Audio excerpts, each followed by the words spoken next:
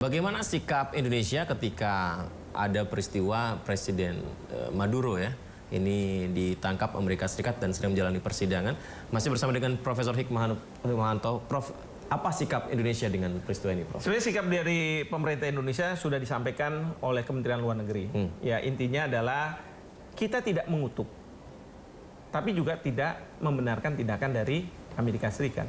Karena kalau kita bandingkan dengan Malaysia, Malaysia mengutuk tindakan ini sebagai melanggar hukum internasional. Kita tidak.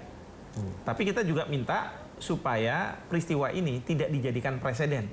Karena kita tahu juga bahwa ada keinginan Trump untuk setelah Venezuela, Kuba, ada Kolombia, dan kemudian Meksiko. Jadi ada pernyataan dari pemerintah kita untuk tidak dijadikan presiden. Nah, kalau menurut saya, sikap dari pemerintah ini sudah tepat. Kita tidak mengutuk, tapi juga kita tidak membenarkan, ya.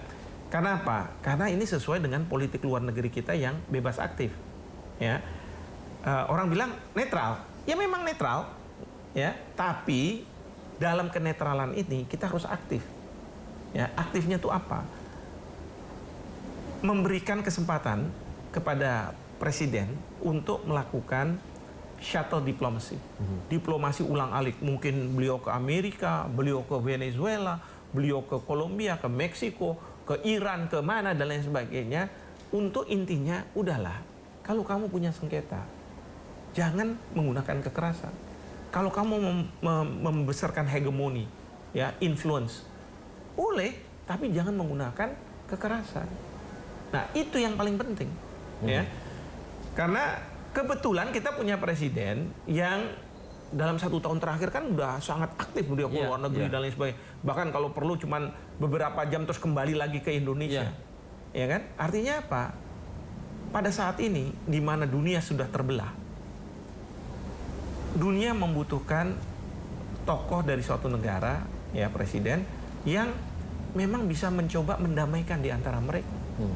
Nah, jadi apa yang dilakukan oleh pemerintah Indonesia ini sesuai dengan pasal 2 ayat 3 Piagam PBB yang mengatakan bahwa kalau ada sengketa antar dua negara atau lebih, maka harus diselesaikan secara damai sehingga tidak mengorbankan keamanan dan perdamaian internasional. Nah, tinggal sekarang Bapak Presiden harus proaktif. Apa yang harus dilakukan? Nah, ini yang perwakilan-perwakilan kita di berbagai dunia itu harus menyampaikan posisi pandangan dari masing-masing negara di mana mereka ditempatkan, lalu kemudian menyampaikan kepada Kemlu untuk kemudian diolah, lalu kita harus melihat kebijakan seperti apa yang paling efektif yang harus dijalankan oleh pemerintah, ya. Bapak Presiden pergi ke sana, pergi ke sini untuk menyampaikan, udahlah, jangan menggunakan kekerasan. Ini gitu. Kalau seperti ini kan kita tahu bahwa Presiden Prabowo sering menyampaikan pidato soal perdamaian, netralitas, bagaimana sikap kita kepada dunia, identitas Indonesia. Tapi begini, Prof, apakah dunia akan melihatnya bahwa perdamaian itu ada, ya, atau malah saling mencurigai satu sama lain dengan negara-negara lain ketika peristiwa penculikan seorang presiden Venezuela? Ya pasti sih saling mencurigai, bahkan saling membuat negara itu juga tidak tenang gitu, ya, karena pemerintahannya bisa saja dilakukan apa yang dilakukan oleh Amerika Serikat terhadap Venezuela gitu kan. Dan kita kembali ke perang dingin juga, ya. Saya harus sampaikan juga di sini, ketika kita di Indonesia dari pemerintahan Soekarno ke pemerintahan Soeharto, itu jangan pikir bahwa tidak ada peran dari Amerika Serikat. Ada peran itu, CIA dan lain sebagainya, bisa dibuka, sekarang sudah terbuka file-filenya itu kan. Di mana, ya, kita memanfaatkanlah informasi intelijen dari CIA untuk melakukan perlawanan terhadap gerakan komunisme yang ada di Indonesia pada waktu itu. Nah, regime change ini memang dikendaki oleh negara-negara besar, gitu, ya, negara-negara adidaya.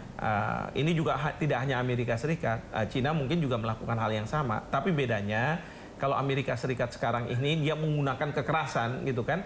Biasanya kalau zaman-zaman dulu Partai Republik, gitu, ya, di bawah Presiden Bush, ya, dia akan membantu pemberontak-pemberontaknya dengan senjata dan sebagainya untuk bisa menggulingkan pemerintahan yang berkuasa. Tapi kalau sekarang itu langsung diserang. Nah, sehingga apa? Membuat banyak negara ini tidak comfortable, tidak nyaman kalau melihat situasi seperti ini. Tapi di sisi lain, negara-negara ini bagaimana bisa mengakhiri apa yang dilakukan oleh Trump ini, ya tindakan seperti ini.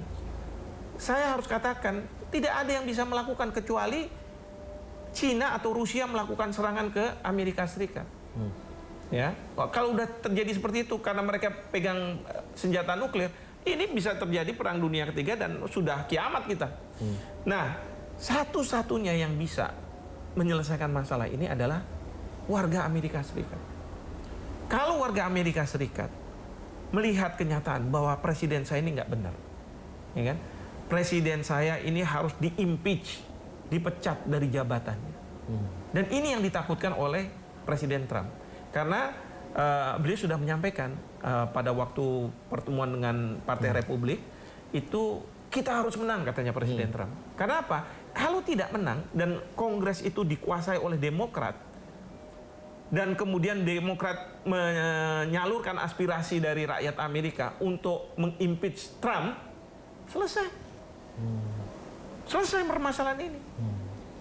Nah, jadi kalau menurut saya kekuatan yang hebat itu, ya Bapak Presiden bisa melakukan lobby dan lain sebagainya. Kekuatan terhebat itu adalah para netizen kita. Ya, untuk sekarang kan sosial media ini kan kita bisa reach ke dunia lain lah, berbagai negara dan lain sebagainya gitu kan, untuk menyampaikan bahwa ini loh yang dilakukan oleh pemerintahmu. Harusnya kamu tidak setuju dengan tindakan ini. Walaupun di Amerika Serikat banyak yang mengatakan bahwa this is how to make America great again. Wah, Trump kasih jempol, ya, Secretary of War kasih jempol. Sekarang bukan Secretary of Defense lagi, bukan Menteri Pertahanan, tapi Menteri Perang. Coba diganti kayak begitu. Secretary of State, Menteri Luar Negeri, ya, wah jempol juga. Nah, ini yang harus kita sadarkan. Tapi nggak cuma warga Indonesia tentunya ya, tapi warga dunia untuk menyadarkan masalah ini. Kalau misalnya ada persaingan, boleh persaingan itu nggak ada masalah ekonomi ini dan sebagainya, tapi jangan gunakan kekerasan. Netizen juga pinter ya Indonesia itu ya, mencari informasi data itu. Betul. Panjang, lengkap gitu. Salah satunya ternyata Pertamina juga punya saham ya di Venezuela ya, minyak misalnya ada 70% lebih gitu. Betul. Pengaruh nggak tuh Prof dengan cadangan minyak kita, kemudian akan membuat harga minyak kita naik nggak nanti ya ke depan? Sepanjang Trump nggak bilang bahwa jangan kamu jual ke Indonesia, kan Trump udah bilang, menekan gitu ya, jangan jual ke Cina, jangan jual ke Rusia, jangan jual apalagi ke Iran gitu kan. Nah, kalau misalnya ada hubungan yang tidak baik dengan Indonesia, lalu Trump bilang jangan jual juga ke Indonesia, nah, udah selesai kita, ya kan? Artinya apa? Harga minyak itu kita harus cari ke negara lain yang mungkin lebih mahal. Tapi sebenarnya ya kayak ke Rusia. Rusia itu kan kehilangan pasar di Eropa. Sehingga dia perlu menjual. Nah, mungkin kita bisa jual ke membeli dari Rusia. Ya. Tapi kan kadang-kadang kita mau beli dari Rusia, ditakut-takutin nih sama negara G8 gitu. Awas ya kalau kamu beli dari Rusia, kamu itu tidak bermoral karena Rusia itu akan menggunakan uangnya ini untuk menyerang Ukraina, segala macam. Akhirnya kita nggak beli. Saya bilang enggak lah, kepentingan nasional kita daripada negara harus mensubsidi lebih besar karena harga minyak lebih tinggi kan. Sementara dari sisi rakyat kan maunya harga BBM itu tetap gitu kan. Artinya apa? Pemerintah yang harus mensubsidi. Kan jebol bisa-bisa APBN kita. Nah, daripada kayak begitu ya udah nggak apa-apa. Kita beli dari Rusia, dari manapun, pokoknya yang penting murah. Tapi kita harus pandai bermain. Jangan sampai kita naif, akhirnya kita kena sanksi dan lain sebagainya yang membuat kita juga repot juga. Ya maksudnya apakah ada imbas dari sisi ekonomi dunia? Akan ada krisis moneter atau apa seperti itu pasti? Kalau hari ini, ke depan ini, ya seperti Pak Menko Perekonomian Erlangga katakan, masih belum terasa. Iya, masalah ini belum terasa di dunia gitu kan. Tapi mungkin kalau misalnya ini terus dan kemudian Trump dengan ambisinya untuk mengganti pemerintahan di sejumlah negara, ini bukannya tidak mungkin ya bahwa ini akan berdampak pada pelambatan pertumbuhan ekonomi dunia. Dan kalau sudah ada pelambatan pertumbuhan ekonomi dunia, itu akan berdampak pada banyak negara. Nah, belum lagi kalau misalnya kita banyak ketergantungan terhadap impor, itu juga kita akan bermasalah. Belum lagi supply chain akan terganggu. Itu juga akan jadi masalah. Sehingga kalau misalnya saya ya, mohon maaf, mengusulkan Bapak Presiden untuk menjadi mediator, itu sebenarnya Bapak Presiden nggak hanya memikirkan Indonesia, nggak cuma sekedar kita mencoba ini, bukan. Tetapi misi besarnya itu adalah bagaimana menyelamatkan dunia, ya, menyelamatkan dunia supaya jangan sampai terjadi perang yang kita semua jadi abu semua. Nggak ada yang keluar sebagai pemenang kalau udah seperti itu. Dan tentu ini juga sesuai dengan konstitusi kita yang mengatakan bahwa Indonesia ini harus turut di dalam ketertiban dunia. Apakah itu artinya Indonesia harus mulai bersiap dalam hal misalkan tidak menaruh semua cadangan devisanya dalam dolar? Betul. Banyak yang harus dilakukan, ya. Tidak dalam dolar, mungkin kita harus ke emas. Kemudian juga kita harus menteri-menteri yang bertanggung jawab itu menggerakkan perekonomian di dalam negeri, ya, supaya kalau misalnya terjadi masalah ke depan internasional, kita masih tetap kuat lah. Kemudian juga mengurangi impor, ya. Nah, ini sekarang saya senang Bapak Presiden sudah bilang bahwa kita sudah swasembada beras, ya kan? Tapi kan swasembada energi belum, swasembada lainnya belum, gitu kan? Lalu kemudian juga yang penting bagi kita adalah memperkuat pertahanan kita, ya. Saya senang Menteri Pertahanan juga sudah akan membuat sejumlah batalion-batalion baru, gitu kan? Tapi dengan catatan kita harus kompak. Harus kompak, jangan sampai di antara para pejabat, ya, itu karena persaingan untuk mendapatkan kekuasaan, lalu memanfaatkan kekuatan-kekuatan dari luar negeri untuk mendapatkan kekuasaan itu. Ini kan yang terjadi mungkin di Venezuela, ya kan?